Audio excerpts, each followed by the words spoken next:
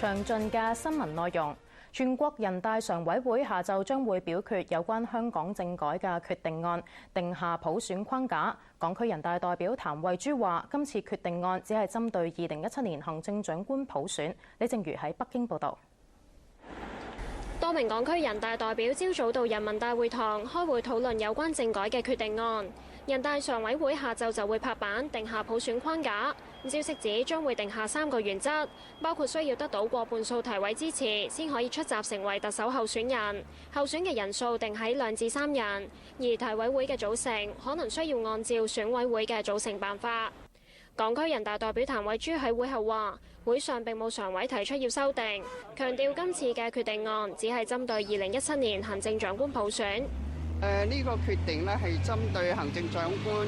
喺上個月提出嘅報告。嗰個情況呢，就係2017年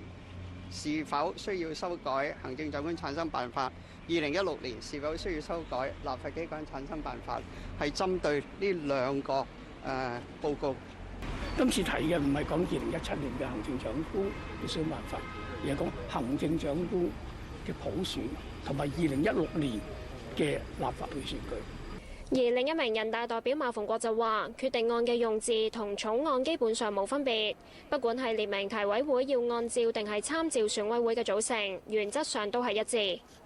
當時講係參照就即係俾大家有討論嘅空間啊嘛，咁但係到而家係已經係要決定嘅時候啦嘛，咁佢就明確一啲咯。你按照同參照你都係可以繼續去演繹噶嘛，佢都係講一個原則性嘅嘢啫嘛。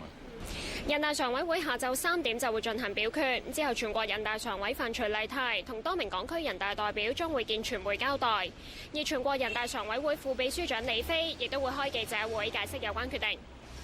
亞洲電視記者李靜如北京報道。